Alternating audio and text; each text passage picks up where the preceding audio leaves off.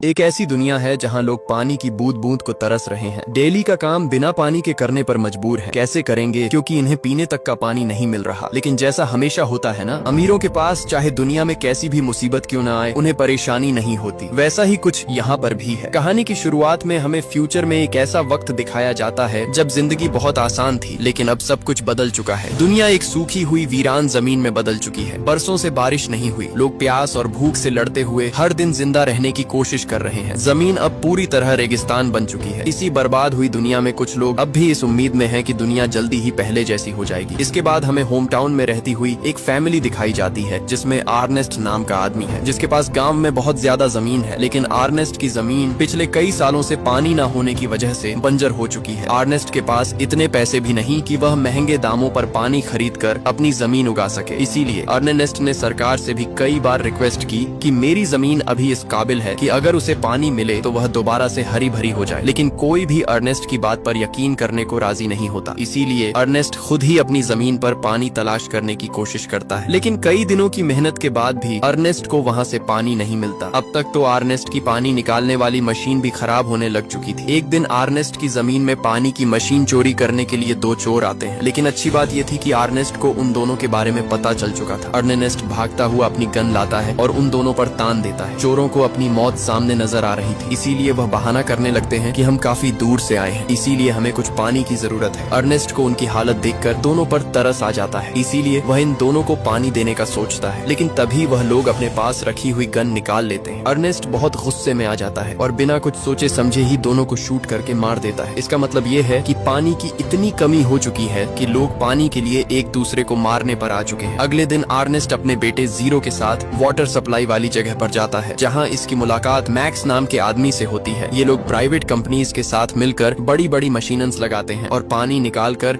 शहर के अमीर लोगों को महंगे दामों पर बेचते थे। अर्नेस्ट इनको बताता है कि यहाँ से कुछ दूरी पर मेरा खेत है। आपकी मशीनस की वजह से जो थोड़ा बहुत पानी हमें मिलता था, अब वह आना भी बंद हो गया है। इसीलिए आप लोग अपनी मशीनस को यहाँ से कहीं और ले जाओ। लेकिन मैक्स अर्नेस्ट को बुरा भला कहता है और उसकी बात मानने से साफ साफ इनकार कर देता है। अर्नेस्ट भी अब चुपचाप कुछ पानी लेकर वापस घर की तरफ निकल आता है। अर्नेस्ट के पास इतना खाना पानी नहीं था कि वह अपने गधे को भी पेट भर कर खाना दे सके। इसीलिए अर्नेस्ट के गधे की हालत भी खराब हो चुकी थी। वह बहुत ज्यादा कमजोर हो चुका था। रास्ते में आते हुए गधे का पांव एक पत्थर से स्लिप होता है और वह नीचे जा गिरता है। इसीलिए उसके अगले दोनों पांव टूट जाते हैं। बेचारा गधा पहले भूखा प्यासा परेशान था, लेकिन अब वह चलने के काबिल भी नहीं रहा। वह बहुत ज्यादा दर्द में था। अब अर्नेस्ट अपने गधे को दर्द से आजाद करने के लिए न चाहते हुए भी उसे मार देता है। इसके बाद यह दोनों घर वापस आ जाते हैं, जहाँ हम अर्नेस्ट की बेटी मैरी को देखते हैं, जो मिट्टी की मदद से बर्तन साफ कर रही थी। अब इन लोगों के पास सामान इधर उधर ले जाने के लिए गधा नहीं था। इसीलिए अर्नेस्ट अपने बेटे के साथ रोबोटिक फॉर्म में जाता है, जहां ऐसे रोबोट्स तैयार किए जाते हैं जो लोगों के लिए एनिमल्स की तरह काम करते हैं। आज इस कंपनी ने पहली बार एक रोबोट तैयार किया था जो ह्यूमन नीड्स के हिसाब से बनाया गया था। सभी लोग यहाँ इकट्ठे हो जाते हैं, इसीलिए इस रोबोट की बोली लगना शुरू हो चुकी थी। यहाँ फ्लेम नाम का आदमी किसी तरह भी इस रोबोट को खरीदना चाहता था, लेकिन अर्नेस्ट फ्लैम से ज्यादा बोली लगाकर रोबोट को बाय कर लेता है, जिस बात का फ्लैम को बहुत गुस्सा था। इसके बाद अर्नेस्ट और जीरो अर्नेस्ट की वाइफ कर्लीन से मिलने एक हॉस्पिटल जाते हैं। अर्नेस्ट की वाइफ कुछ समय पहले एक एक्सीडेंट की वजह से बहुत ज्यादा बीमार हो गई थी, इसीलिए कर्लीन अब एक खास फ्रेम की मदद से ही जिंदा रह सकती है। अर्नेस्ट के पास इतने पैसे नहीं थे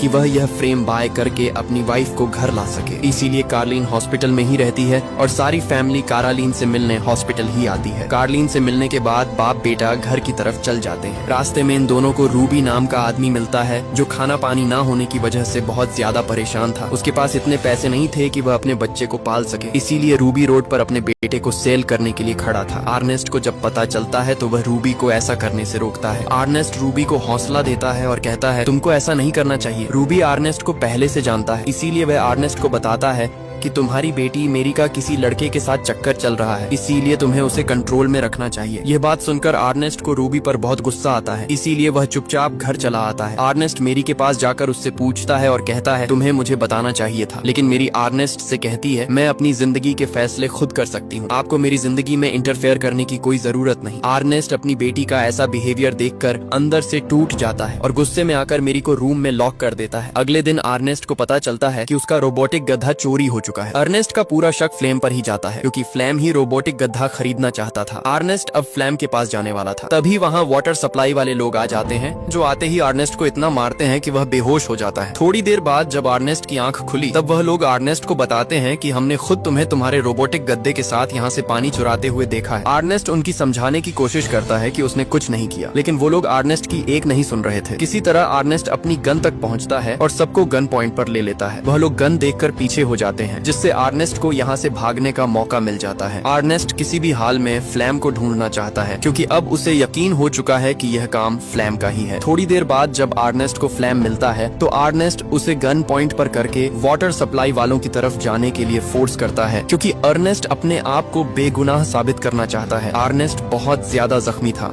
उसकी हालत बहुत ज्यादा खराब थी, लेकिन फिर भी वह फ्लेम को उन लोगों के पास ले जाने लगता है। अर्नेस्ट थोड़ा ही चलने पर डिहाइड्रेशन का शिकार हो चुका और फ्लेम को भी इस बात का अंदाजा हो चुका था। फ्लेम अर्नेस्ट से कहता है कि हमारे पास बहुत सारा पानी मौजूद है, तुम इस पानी में से थोड़ा पानी पी सकते हो, बाद में हम इस पानी को बेचकर अच्छे खासे पैसे बटोर लेंगे। अर्नेस्ट की हालत ऐसी नहीं थी कि वह पानी के बिना एक और कदम भी चल पाता, इसीलिए वह थोड़ा सा पानी पी लेता है, लेकिन वह पानी बेचना नहीं चाहता क्योंकि सप्लायर्स के सामने अर्नेस्ट को अपने आप को बेगुनाह साबित करना है। इसके बाद यह दोनों वहाँ से आगे बढ़ने लगते हैं, लेकिन अर्नेस्ट के कदम लड़खड़ाने लगते हैं। फ्लाइंग के दिमाग में लालच आता है, इसीलिए वह एक पत्थर उठाकर अर्नेस्ट के सर पर दे मारता है। पत्थर लगते ही अर्नेस्ट नीचे गिरता है और वहीं पर उसकी मौत हो जाती है। फ्लेम वहाँ ऐसा सीन क्रिएट करता है जिससे सबको लगे कि अर्नेस्ट को उसके रोबोटिक गद्दे ने ही मारा है। इसके बाद फ्लेम अर्नेस्ट के घर जाता है जहाँ वो मैरी से मिलता है। तब हमें पता चलता है कि फ्लेम वही लड़का है जिसे अर्नेस्ट की बेटी का चक्कर चल रहा था। मैरी फ्लेम से मिलकर बहुत खुश होती है। इधर हम जीरो को देखते हैं जो अपने डैड के काफी देर तक घर न आने पर बहुत ज्यादा परेशान हो चुका था, इसीलिए वो डैड को ढूंढने के लिए चला जाता है। वहाँ उसे रोबोटिक गद्दा मिलता है जिसके साथ कुछ वाटर बॉटल्स भी पड़ी हुई थी। ये बॉटल्स उसी वाटर सप्लायर की थी जिनके पास जीरो और अर्नेस्ट मूवी की शुरुआत में गए थे। जीरो को पता चल चुका था कि उसके डैड अब इस दुनिया में नहीं रहे। इसके बाद जीरो वो बॉटल्स लेकर सप्लायर के पास जाता है तो उन्हें भी पता चल जाता है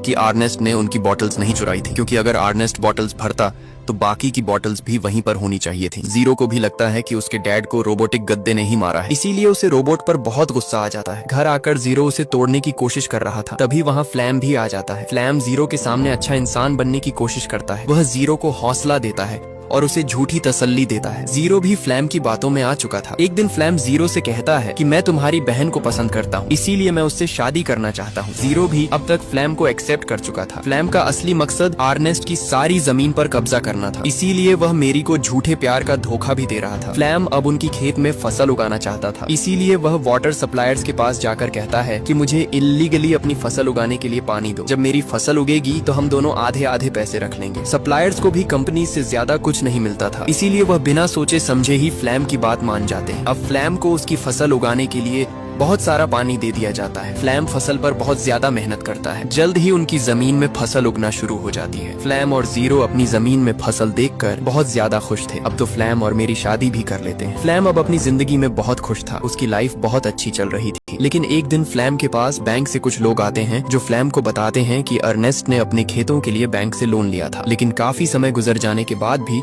उसने अपना लोन अदा नहीं किया। अगर कुछ दिन तक लोन वापस न किया गया तो बैंक उसकी सारी जमीन पर कब्जा कर लेगा। फ्लैम को बैंकर्स की यह बात सुनकर बहुत ज्यादा गुस्सा आता है, क्योंकि उसने इन खेतों पर बहुत मेहनत की थी। वह किसी भी हाल में अपने खेत बचाना चाहता था। फ्लैम बहुत चालाक इंसान है, इसलिए वह रूबी के पास जाता है। रूबी बहुत गरीब है और आज से कुछ समय पहले वह गरीबी की वजह से अपना बच्चा बेच रहा था। फ्लैम रूबी के पास जाकर कहता है, मैं तुम्हारी मदद करूंगा, तुम मेरे साथ चलो। रूबी भी बिना अपनी पत्नी को बताए अपने बेटे के साथ फ्लैम के साथ चला जाता है। फ्लैम मौका देखकर चोरी चोरी रूबी के बच्चे को बेच देता है। इसके बदले उसे बहुत सारे पैसे मिलते हैं। जब रूबी को इस बारे में पता चलता है तो वह फ्लैम से लड़ने लगता है, लेकिन जिन लोगों को बच्चा बेचा गया था उनके कानून के मुताबिक जब सौदा हो गया तो उसकी कोई वापसी नहीं होती, इसीलिए वह लोग रूबी को मार देते हैं। साथ ही वह फ्लैम को भी शूट करने की कोशिश करते हैं, क्योंकि उन्हें लग रहा था कि फ्लैम रूबी के कहने पर ही उसका बेटा बेच रहा है। इस गोलीबारी में रोबोट को भी एक गोली लग जाती है। फ्लैम रोबोट को छोड़कर वहाँ से भाग जाता है, क्योंकि वह जीरो को बताएगा कि उसने अर्नेस्ट का रोबोट एक गद्दा बेचकर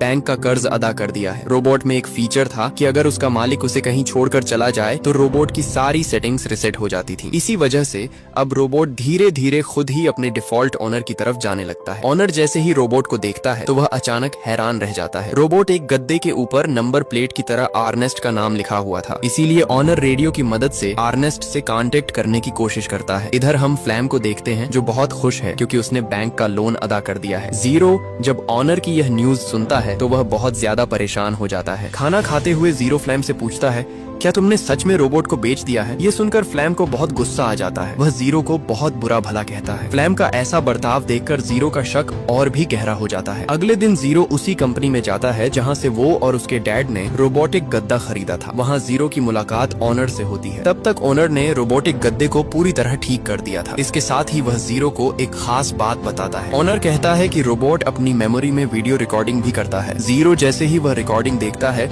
उसे सच्चाई पता चल जाती है। असल में उसके डैड का कातिल कोई और नहीं बल्कि फ्लैम ही था। जीरो ये जानकर बहुत ज्यादा चौंक जाता है। इसके बाद वह घर आता है और फ्लैम से कहता है, हमारा रोबोट खुद ही घर वापस आ गया है, लेकिन तुमने तो कहा था कि तुमने उसे बेच दिया है। इस पर फ्लैम कोई जवाब नहीं देता। जीरो को फ्लैम पर बहुत गुस्सा था, लेकिन वह फिलहाल किसी अच्छे मौके की तलाश में था। जीरो फ्लैम से कहता है, तुम्हें रूबी अपने पास बुला रहा था। ये सुनकर फ्लैम बहुत ज्यादा घबरा जाता है क्योंकि रूबी तो पहले ही मर चुका था। अगले दिन फ्लैम को रूबी की तरफ से एक चिट्ठी मिलती है। उस चिट्ठी में रूबी लिखता है, मैं बहुत परेशान हूँ, इसीलिए मुझे तुम्हारी बहुत जरूरत है। रूबी ने एक वीरान जगह का पता चिट्ठी में लिखा था। अगले दिन फ्लेम अपने रोबोटिक गड्ढे के साथ रूबी द्वारा बताए हुए स्थान की तरफ जाने लगता है, लेकिन तभी उसका पैर किसी चीज में अटक जाता है। वह नीचे एक गहरे गड्ढे में गिर जाता है। गड्ढा इतना गहरा था कि फ्लैम की टांग टूट जाती है। तभी वहाँ जीरो आता है। जीरो की आंखों में देखकर फ्लैम समझ जाता है कि जीरो अब सब कुछ जान चुका है। फ्लैम अब भी जीरो को अपनी बातों में उलझाने की कोशिश करता है, लेकिन सच्चाई अब जीरो के सामने आ चुकी थी। जीरो फ्लैम को मार देता है और रोबोटिक गद्दे के साथ घर वापस आ जाता है, लेकिन वह मेरी को इस बारे में कुछ भी नहीं बताता क्योंकि अब मेरी फ्लैम के बच्चे की माँ बनने वाली थी। काफी देर तक फ्लैम घर नहीं आया था, इसीलिए मेरी बहुत परेशान हो जाती है। मेरी जेरो से कहती है कि अब हमें अपनी माँ को घर ले आना चाहिए क्योंकि अब हमारे पास इतने पैसे हैं कि हम अपनी माँ का फ्रेम अफोर्ड कर सकते हैं, क्योंकि अब उनकी फसल बहुत अच्छी हो चुकी थी। और इसी के साथ मूवी यहीं खत्म हो जाती है। Thanks for watching.